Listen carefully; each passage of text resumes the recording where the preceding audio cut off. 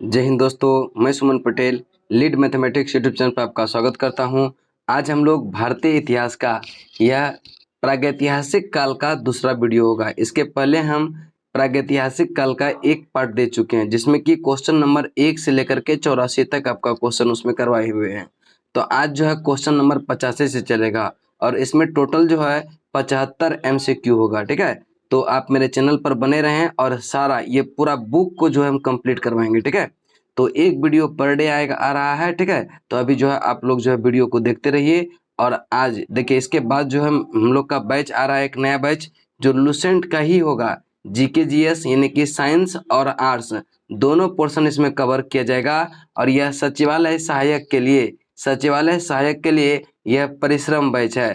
अगर आप 45 दिन मेरे साथ परिश्रम कर दिए तो आपका एक सीट पक्का हो जाएगा। ठीक है, और जिनको भी यह बैच ज्वाइन करना हो आप मेरा नंबर नोट करेंगे। ये दोनों में से नंबर किसी पर भी आप कांटेक्ट कर सकते हैं। और इसका एड्रेस है ज्ञानदीप, लाल कोठी, भेखना पहाड़ी, यह 8,06,000 में।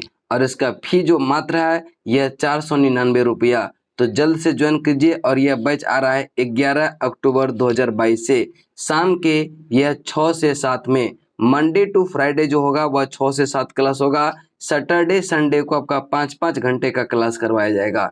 तो सिलेबस आपका एकदम समय पे कंप्लीट होगा। तो आप लोग जो है जल्द से जुड़ जाइए। ठीक है, चलते हैं आज का पहला नंबर प्रश्न पे, देखते हैं क्या है। देखिए मैप दिया हुआ है और कह रहा है कि कौन सा जो है सही है। तो मानचित्र पर विचार कीजिए। जो कुछ महत्वपूर्ण सिंधुकालीन स्थल है वह देखिए, एक यहाँ है, 2 यहाँ है, 3 यहाँ पे है, 4 यहाँ है और 1 यहाँ पे। तो यह 1 2 3 को क्रम वाइज सजाना है कि देखिए यह 1 जो है ये तो पाकिस्तान का क्षेत्र है, 3 भी पाकिस्तान का क्षेत्र है, 2 वाला देखिए राजस्थान का क्षेत्र है और 4 वाला है गुजरात का। तो सबसे पहले देखेंगे कि मेहरगढ़। ठीक है, तो मेहरगढ़ जो पड़ता है वह बलूचिस्तान में पड़ता है जो कि पाकिस्तान क्षेत्र में है। और उसके बाद कालीबंगा, कालीबंगा देखिए किसमें दूसरा है, तो यह कालीबंगा राजस्थान में पड़ता है। ये कथन सही है। कोटदीजी की बात करते हैं तो कोटदीजी जो है यह सिंध प्रांत में पड़ता है। ठीक है, सिंध प्रांत में पड़ता है। 3 नंबर आपका ये सिंध प्रांत का कोटदीजी। और सुतकोतदा यह पड़ता है गुजरात में। तो इसका राइट आंसर जो पड़ता है वह कौन सा हो जाएगा, बी। और यह प्रश्न देखिए यूपीएससी 1996 का प्रश्न पूछा गया है। अगला क्वेश्चन है, कह कि प्रागैतिहासिक काल का कौन सा स्थल यह ताम्बलंबती, ठीक है, ताम्बवती के नाम से प्रसिद्ध है। ताम्बवती के नाम से कौन सा प्रसिद्ध है? इसका राइट आंसर होगा आहर। ठीक है, आहर ऑप्शन सी। और देखिए यह क्वेश्चन यूपीपीसीएस 2004 का प्रश्न पूछा गया है। अगला है, कह रहा है कि मानचित्र में जो छायाकृत क्षेत्र है कह रहा है कौन सा संस्कृति पल्लवित करता है। तो ये देखिए क्षेत्र है गुजरात, महाराष्ट्र और मध्य प्रदेश की सीमा पर ही है। यह पर जो है मालवा संस्कृति का विस्तार होता है यहाँ पर। ठीक है, इसका राइट आंसर होगा ऑप्शन नंबर सी। और यह क्वेश्चन यूपीएससी 1996 का प्रश्न पूछा गया है। सूची 1 को सूची 2 से सुमेलित कीजिए। एक में है संस्कृति और एक में है क्षेत्र। आहार संस्कृति का संबंध जो है यह दक्षिण पूर्वी राजस्थान से है। और कायथा संस्कृति पश्चिमी मध्य प्रदेश, सवालदा संस्कृति यह पश्चिमी महाराष्ट्र, प्रभास संस्कृति का संबंध दक्षिण पश्चिम गुजरात से है, दक्षिण पश्चिम गुजरात से। तो इसका 1 2 3 4 इसका सही आंसर होगा और यही आपका क्या होगा, सही उत्तर होगा। अगला प्रश्न है, सूची 1 को सूची 2 से मिलान करें। तो पश्चिमी मध्य प्रदेश यह नब्दा टोली संस्कृति, और पश्चिमी बिहार चिरान संस्कृति, पश्चिमी महाराष्ट्र जोरबे संस्कृति, और मध्य गुजरात रंगपुर संस्कृति। इसका भी हो जाएगा 1 2 3 4 जो कि आपका right answer option number A है। नेक्स्ट है, निम्नलिखित में से किस स्थान से ताम्र निर्मित यह सारथी युक्त रथ खिलौना मिला है। तो यह सारथी युक्त जो है रथ का खिलौना मिला है, यह कहाँ से? यह मिला है दैमाबाद, और दैमाबाद पड़ता है महाराष्ट्र में, ध्यान में रखिएगा। अगला प्रश्न चलते हैं, प्रश्न नंबर आपका 91 91 नंबर प्रश्न पे चलिए। 91 नंबर प्रश्न को ध्यान से पढ़िएगा। कह रहा है कि निम्नलिखित में से किस स्थल से 5 कमरों वाले मकान के अवशेष मिले हैं। तो 5 कमरों वाले मकान के अवशेष जो मिला है यह इनाम गांव से मिला है। आपका राइट आंसर होगा ऑप्शन नंबर ए। अगला प्रश्न है, किस क्षेत्र से प्राप्त होने वाले चित्रित मृत भांड को सर्वोत्कृष्ट माना जाता है। तो सर्वोत्कृष्ट माना जाता है मालवा को, ठीक है। मालवा आपका राइट आंसर होगा ऑप्शन नंबर डी। नेक्स्ट देखेंगे करे कि ताम्रस्म या फिर ताम्रपाषाण काल में महाराष्ट्र के लोग मृतकों को घर के फर्श के नीचे किस तरफ जो है रख के दफनाते थे। तो महाराष्ट्र के लोग जो है यह दफनाते थे उत्तर से दक्षिण की ओर, ठीक है, उत्तर से दक्षिण की ओर। आपका right answer option number A होगा और यूपीपीसीएस 1997 का यह प्रश्न है। नेक्स्ट है सूची 1 को सूची 2 से सुमेलित कीजिए। ताम्रपाषाणिक क्षेत्र है और समाधान। महाराष्ट्र क्षेत्र का सबको यह उत्तर दक्षिण दिशा में रखकर दफनाने का कार्य किया जाता था और दक्षिण क्षेत्र में सबको पूर्व पश्चिम दिशा में रखकर, पश्चिम भारत में यह पूर्ण समाधान और पूर्वी भारत में आंशिक समाधान होता था। तो इसका राइट आंसर होगा 1 2 3 4 और इसका right answer option number A हो जाएगा। अगला प्रश्न है प्रश्न नंबर आपका 95। निम्नलिखित को कालानुक्रम व्यवस्थित कीजिए।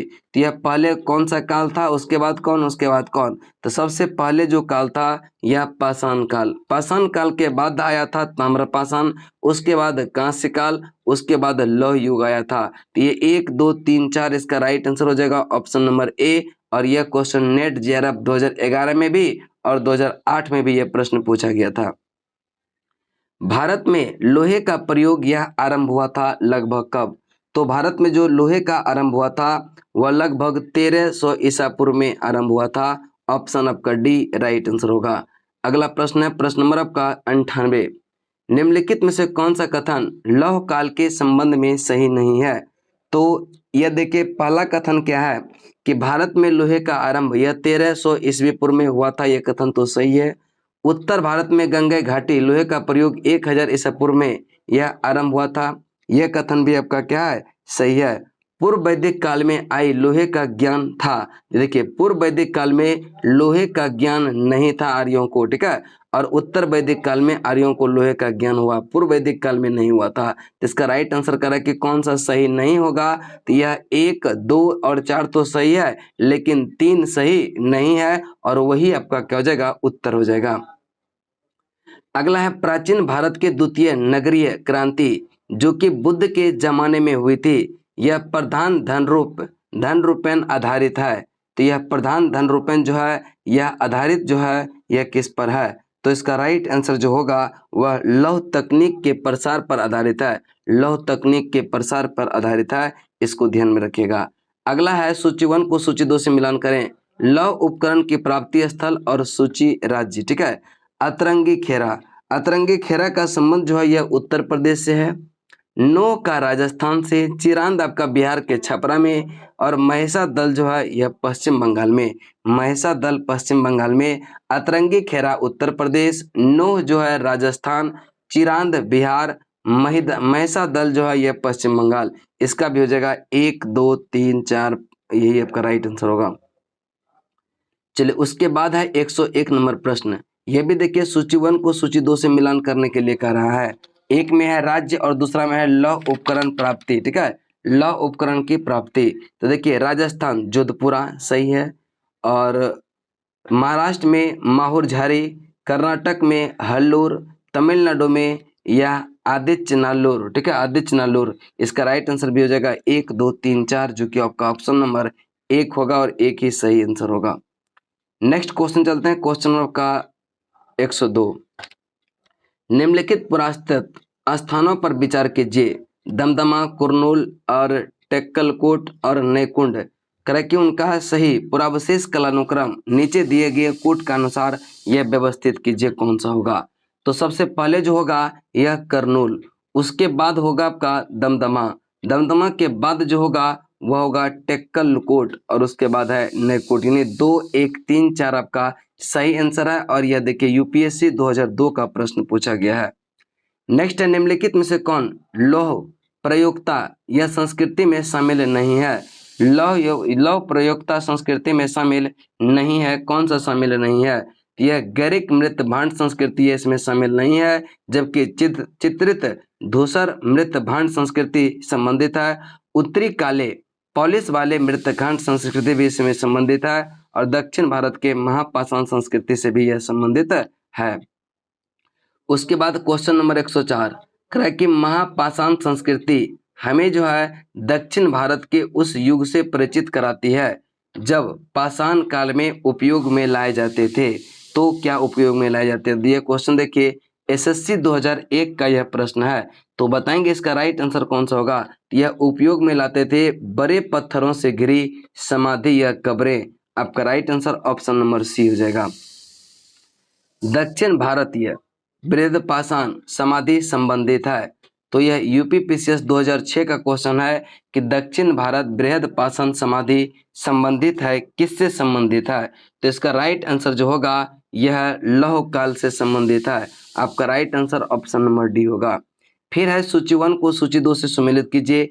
एक में महापाषाणिक पुरास्थल है और दूसरे में राज्य है। यह पलवाय जो पड़ता है यह आंध्र प्रदेश में, पिकलीहल यह कर्नाटक में, पोरकालम यह केरल में और सेंगुरम पड़ता है तमिलनाडु में।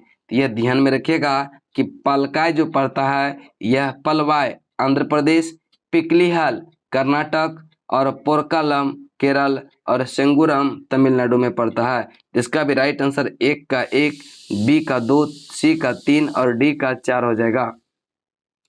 नेक्स्ट चलते हैं कराए की सूची 1 को सूची 2 से सुमेलित करें। स्थान का नाम और संबद्ध संस्कृति। तो सोहन का संबंध जो है वह किस काल से है? तो सोहन संस्कृति को कहते हैं यह पुरापाषाण, बुर्जहोम नवपाषाण, रंगपुर ताम्रपाषाण या आदि चन्नलूर यह जो है महापाषाण काल से संबंधित है। तो सोहन पुरापाषाण, बुर्जहोम नवपाषाण, रंगपुर ताम्रपाषाण और आदि चन्नलूर यह जो है महापाषाण काल से संबंधित है। और इसका राइट आंसर जो होगा यह हो जाएगा 1 का 1 और बी का 2 और सी का 3 डी का 4। और यह क्वेश्चन देखिए यूपीएससी 1997 का यह प्रश्न पूछा गया है। उसके बाद चलते हैं 108 नंबर प्रश्न पर। नेक्स्ट है निम्नलिखित युग्मों पर विचार कीजिए और कह रहा है कि कौन सा सही सुमेलित है। नीचे दिए गए कूट का प्रयोग करके सही उत्तर का चयन करें। बस्ती स्थल चिरान से, समाधि स्थल यह पोकालम, ठीक है पोरकालम और बस्ती एवं समाधि स्थल यह पिकलीहल। तो इसका राइट आंसर 1, 2, 3 जो कि आपका ऑप्शन डी है और यह यूपीएससी 2002 का प्रश्न पूछा गया है। नेक्स्ट है सूची 1 को सूची 2 से सुमेलित कीजिए और दिए गए कूट का प्रयोग करके सही उत्तर का चयन करें। महापाषाण के प्रकार और समानार्थी शब्द। तो मेनहीर, ठीक है मेनहीर यह प्रस्तर स्तंभ, यह कुडाई, ठीक है कुडाई कल, यह फनशिला, टोपी कल, छत्रशिला, डोलमेन यह प्रस्तर मेज। तो इसका राइट आंसर जो होगा यह ऑप्शन नंबर ए हो जाएगा जो कि 1, 2, 3, 4 आपका सही आंसर है।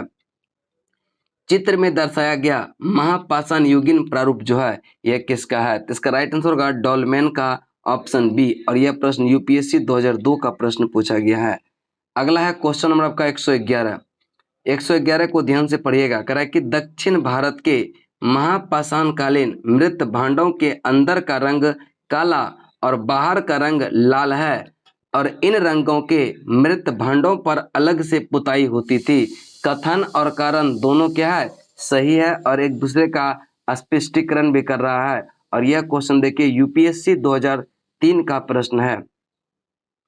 चलिए नेक्स्ट है करें कि दक्षिण भारत में महापाषाण युगीन लोगों का कृषि की एक प्रमुख व्यवसाय था। यह कथन क्या है आपका? सही है। और कारण देखते हैं चूंकि उन्होंने सरोवर सिंचाई का प्रचलन किया था। यह कथन आपका क्या है? यह कथन भी आपका सही है, यानी कि ए आर दोनों सही है और सही स्पष्टीकरण भी कर रहा है। यह क्वेश्चन भी देखिए यूपीएससी 2001 का प्रश्न है, इसको ध्यान में रखिएगा।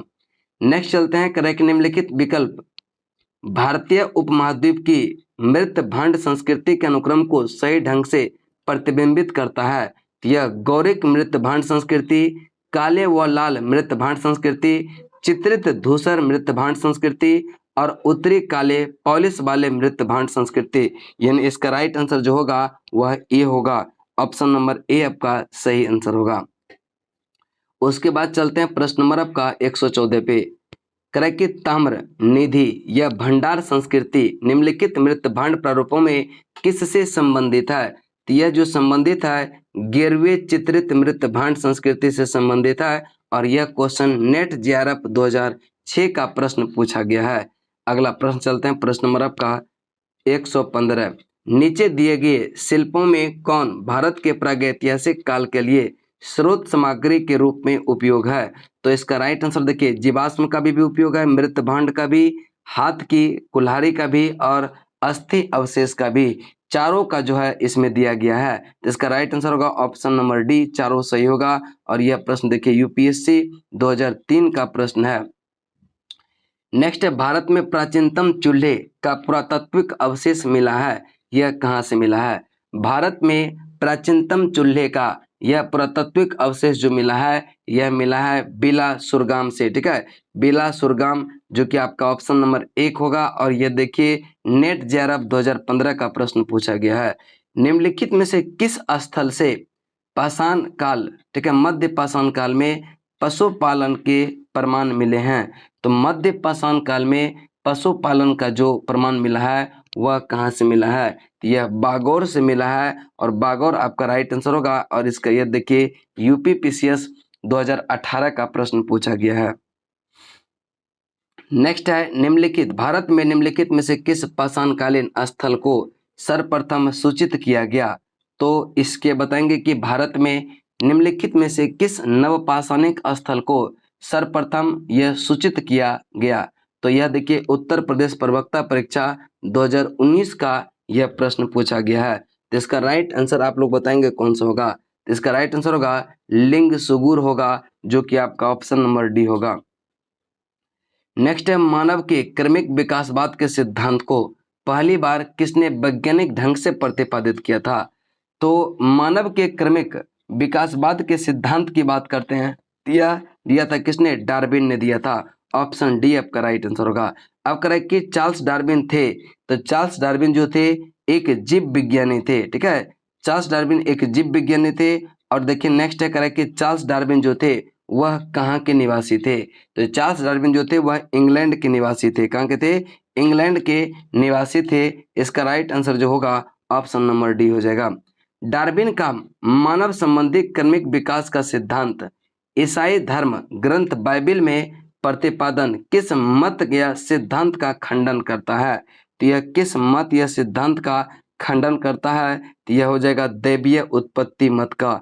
ऑप्शन आपका सी राइट आंसर होगा, दैवीय उत्पत्ति मत का ऑप्शन सी।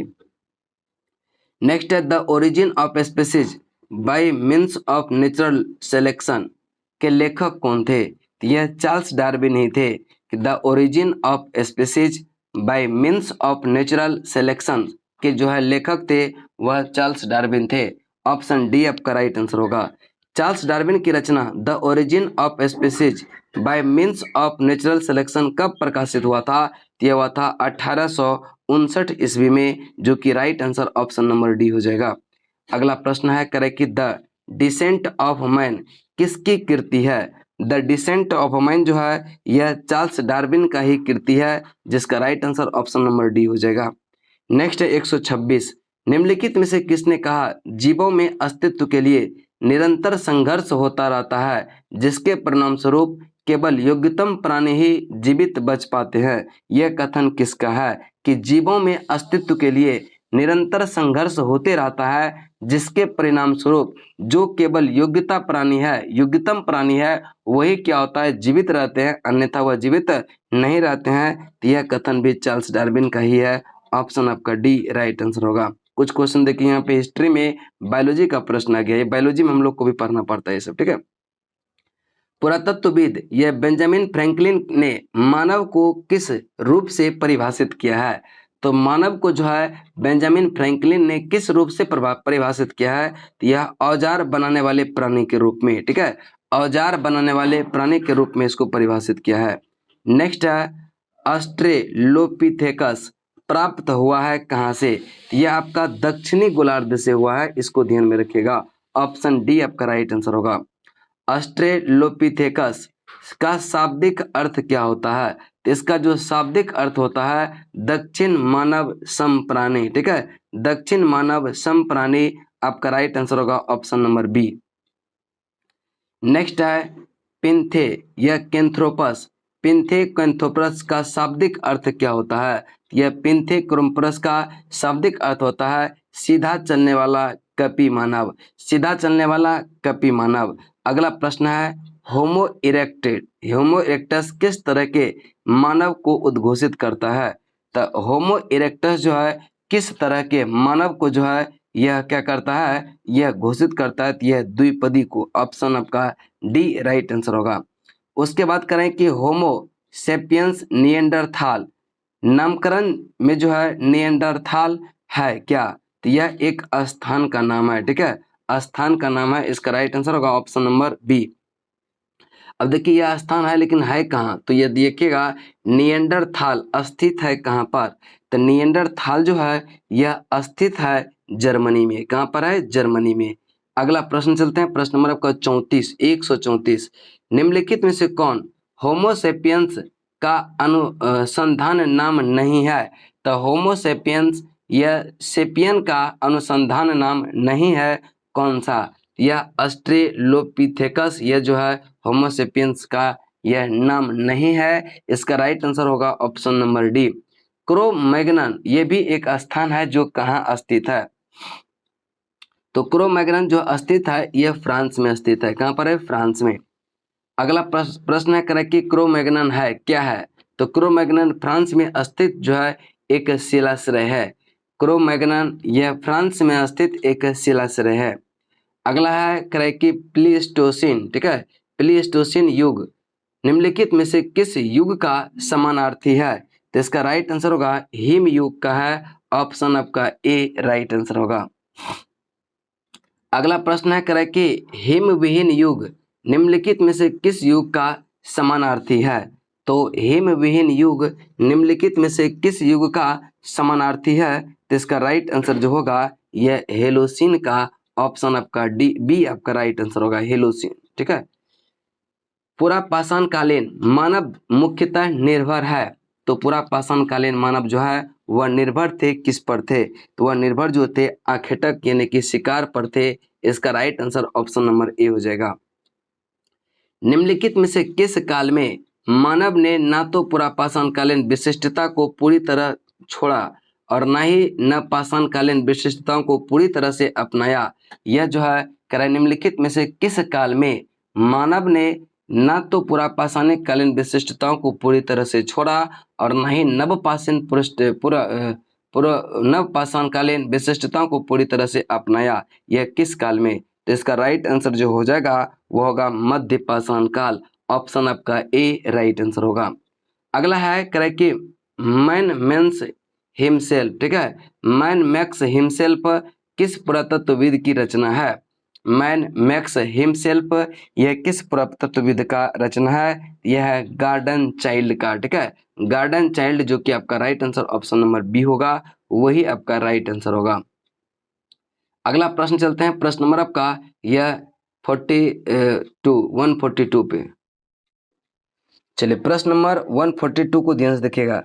करें कि नव पाषाणिक उपकरण के जरिए मानव के भौतिक जीवन में होने वाले क्रांति को यह किस पुरातत्वविद ने नियोलिथिक रिवॉल्यूशन, ठीक है, नियोलिथिक जो है रिवॉल्यूशन की संज्ञा दिया? यह करें कि नव पाषाणिक उपकरण के जरिए मानव के भौतिक जीवन में होने वाले जो क्रांति को किस पुरातत्वविद ने यह नियोलिथिक रिवॉल्यूशन की संज्ञा दिया था? यह दिया था गॉर्डन चाइल्ड ने। किसने दिया था? गॉर्डन चाइल्ड ने। आपका right answer option number D होगा। नेक्स्ट है 143। निम्नलिखित में से किस काल में यह मनुष्य ने किसान का जो है जीवन जीना शुरू किया था? तो किस काल में मनुष्य ने किसान का जीवन जीना शुरू किया? तो यह नव पाषाण काल में। आपका राइट आंसर होगा ऑप्शन नंबर सी। अगला प्रश्न है 144। करेक्ट नव पाषाणिक कालीन यह मनुष्य झोपड़ी नुमा घरों में वास करते थे और इससे कारण है करेक्ट इससे हवा धूप बारिश के प्रकोप से बचते थे।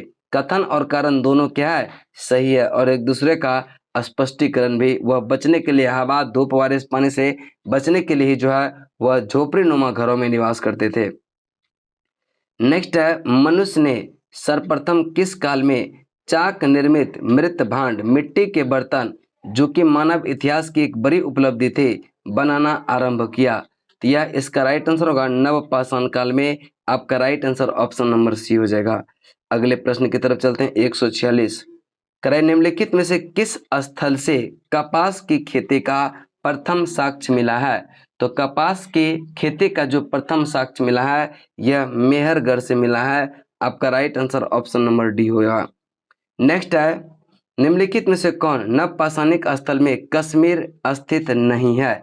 तो कश्मीर में स्थित कौन सा नहीं है? तो देखिए बुर्जहोम, गुपकराल और आपका मंड, ठीक है, यह मारतंड, ये तीनों आपका कश्मीर में है। लेकिन जो है पांडु राजा ढेबी, ठीक है, यह पांडु राजा ढेबी यह कश्मीर में स्थित नहीं है। और यही आपका क्या हो जाएगा? राइट आंसर होगा। निम्नलिखित में से कौन नवपाषाणिक स्थल उत्तर प्रदेश में स्थित नहीं है? देखिए कोल्डेबा उत्तर प्रदेश, लोहरादेव उत्तर प्रदेश और मगहरा उत्तर प्रदेश, चिरांद आपका बिहार का छपरा में पड़ता है। तो कौन सा उत्तर प्रदेश में स्थित नहीं है? तो यह चिरांद उत्तर प्रदेश में स्थित नहीं है। नेक्स्ट है, नवपाषाण कालीन यह पायनथोर लंगतीन किस राज्य में स्थित है? नवपाषाणिक स्थल है जिसका नाम है पायनथोर लंगतीन, यह किस राज्य में स्थित है?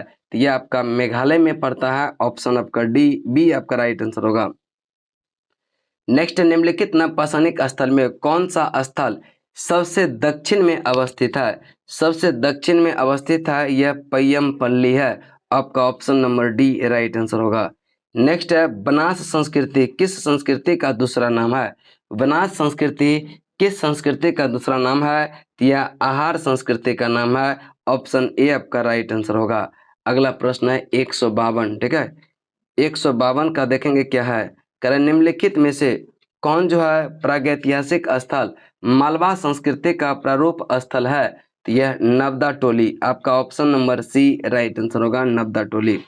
नवदा टोली का उत्खनन किसने किया? तो नवदा टोली का उत्खनन किया था एच.डी. संकालिया ने। ऑप्शन आपका सी राइट आंसर होगा।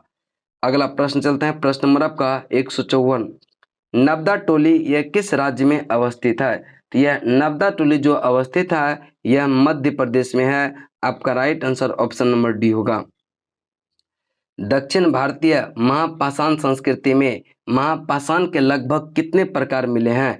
तो महापाषाण के लगभग 40 प्रकार मिले हैं, जो कि right answer option number D हो जाएगा।